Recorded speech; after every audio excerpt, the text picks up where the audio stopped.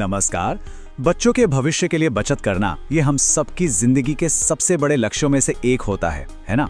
तो आज हम LIC के जीवन तरुण प्लान को समझने वाले हैं, जो खास तौर पर इसी लक्ष्य को ध्यान में रखकर बनाया गया है। चलिए देखते हैं कि आखिर काम कैसे करता है।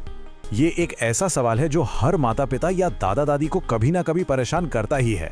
और अच्छी बात यह है कि LIC का जीवन तरुण प्लान कह सकते हैं कि इसी चिंता को दूर करने का एक जरिया हो सकता है।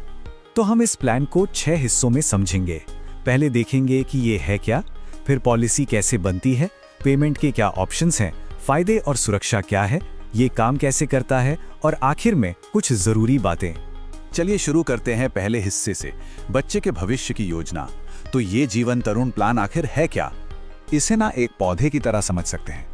जैसे हम बचत करके इसे सींच रहे हैं ताकि ये बड़ा हो, लेकिन साथ ही इसके चारों ओर एक सुरक्षा कवच भी है। मतलब ये बच्चे की जरूरतों के लिए पैसा भी जोड़ता है और किसी अनहोनी की सिचुएशन में परिवार को आर्थिक सहारा भी देता है। तो इसे कौन ले सकता है? कोई भी माता पिता या दादा दादी। वह शर्त यह है कि बच्चे की उम्र 12 साल से कम हो। और सबसे मजेदार बात पता है क्या है? कि कितना निवेश करना है इसकी कोई ऊपरी सीमा ही नहीं है। यही चीज इसे काफी फ्लेक्सिबल बना देती है। अब आते हैं दूसरे हिस्से पर, पॉलिसी की स्थापना। चलिए देखते हैं कि ये पॉलिसी कितने समय तक चलती है और प्रीमियम कब तक भरना होता है। अच्छा, यहाँ एक बहुत ही खास बात है, इसे ध्यान से समझिएगा। प्रीमियम सिर्फ बच्चे के 20 साल के होने तक भरना है, लेकिन पॉलिसी के फायदे 25 साल की उम्र तक मिलते रहते हैं। ये जो 5 साल का गैप है ना, असल में यहीं से इस प्लान का असली जादू शुरू होता है। तीसरा भाग, 4 भुगतान विकल्प। अब हम उस मोड़ पर आ गए हैं जहां इस प्लान का सबसे बड़ा फैसला लेना होता है, और एक ऐसा फैसला जिसे बाद में बदला नहीं जा सकता। बस एक फैसला और ये तय हो जाएगा कि बच्चे को पैसा कैसे मिलेगा, सालाना किश्तों में या फिर एक बड़ी रकम के तौर पर। इसलिए ये चुनाव बहुत ही ध्यान से करना होता है। तो यहाँ 4 रास्ते हैं। देखिए, पहले ऑप्शन में सारा पैसा 25 साल की उम्र में एक साथ मिल जाता है। बाकी 3 ऑप्शंस में 20 से 24 साल के बीच हर साल कुछ पैसा मिलता है, लेकिन फिर 25 साल की उम्र में मिलने वाली फाइनल रकम कम हो जाती है। हिसाब बिल्कुल सीधा है, सालाना ज्यादा तो आखिर में कम।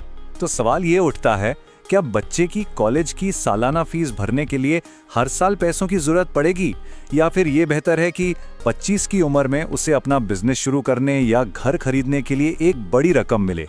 जो भी जवाब होगा वही सही ऑप्शन तय करेगा। चलिए अब आते हैं चौथे भाग पर, लाभ और सुरक्षा।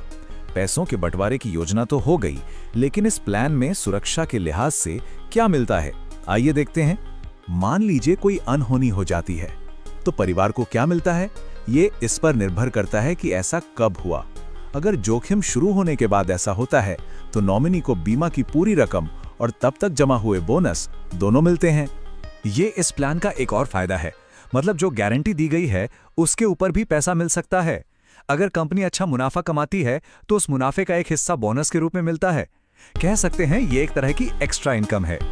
ये एक बहुत ही पावरफुल एड ऑन है। जरा सोचिए, अगर प्रीमियम भरने वाले माता पिता या दादा दादी को कुछ हो जाए तो क्या होगा?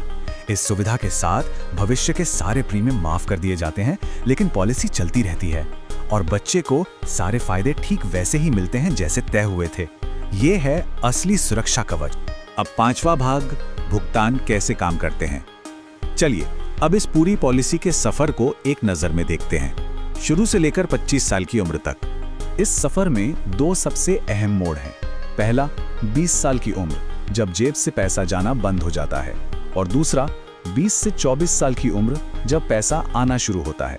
और ये सिलसिला 25 साल की उम्र में फाइनल पेमेंट के साथ पूरा होता है। और याद रहे, 20 से 24 साल के बीच मिलने वाली ये सालाना रकम पूरी तरह से उसी शुरुआती फैसले पर निर्भर करती है जो पॉलिसी लेते वक्त किया गया था।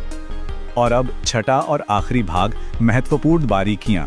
अब कुछ ऐसी जरूरी बातों पर नजर डालते हैं जो पॉलिसी लेते वक्त पता होनी ही चाहिए। क्या पॉलिसी को बीच में बंद किया जा सकता है? हाँ बिल्कुल, लेकिन कम से कम 2 साल तक प्रीमियम भरने के बाद ही। इसे ही सरेंडर करना कहते हैं। अब इस नंबर पर खास ध्यान दीजिए, 25%। अगर तीसरे साल में ही पॉलिसी बंद कर दी तो भरे हुए प्रीमियम का सिर्फ 35% ही वापस मिलेगा। ये एक साफ चेतावनी है कि इस प्लान को लंबी अवधि के निवेश के तौर पर ही देखना चाहिए, वरना बड़ा नुकसान हो सकता है। इसके अलावा कुछ और फ्लेक्सिबल ऑप्शंस भी हैं, जैसे जरूरत पड़ने पर पॉलिसी पर लोन लिया जा सकता है, प्रीमियम भरने के लिए थोड़ा एक्स्ट्रा टाइम मिलता है, और अगर पॉलिसी बंद भी हो जाए तो उसे दोबारा शुरू करने का मौका भी होता है। तो आखिर में सवाल यही है कि बच्चे के भविष्य के लिए क्या ज्यादा मायने रखता है, पढ़ाई के दौरान लगातार मिलने वाली आर्थिक मदद या 25 साल की उम्र में एक मजबूत वित्तीय नींव।